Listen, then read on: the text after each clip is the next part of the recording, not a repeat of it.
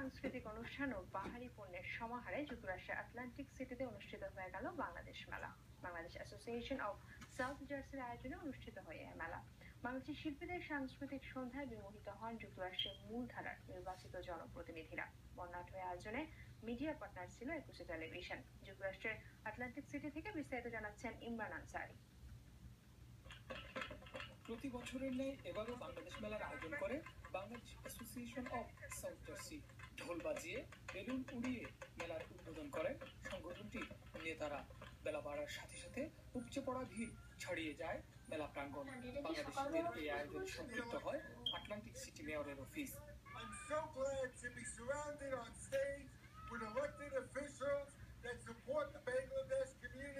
বাংলাদেশের সংস্কৃতি বিশ্বজুড়ে ছড়িয়ে দেওয়ার লক্ষ্যেই এ ধরনের আয়োজনের গুরুত্বের কথা তুলে ধরেন মেলায় অংশ নেওয়া আয়োজক ও অতিথিরা।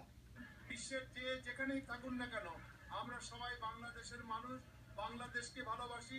বাংলাদেশ সুখী হোক, সমৃদ্ধ হোক।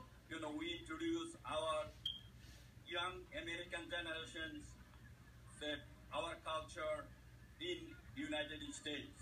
সন্ধ্যার পর বাংলাদেশের প্রখ্যাত শিল্পী রিজিয়া পারভিন ও সঞ্জিদের মনমাতানো গান দর্শক শ্রোতাদের প্রাণবন্ত করে তোলে।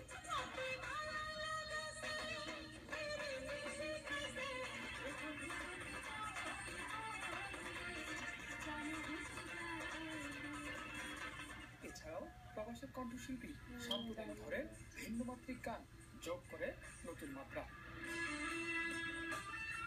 বরাবরের মতোই বাংলাদেশি ভারী পণ্য ও খাবারের আসর বসে এবারের এই বাংলাদেশ মেলা।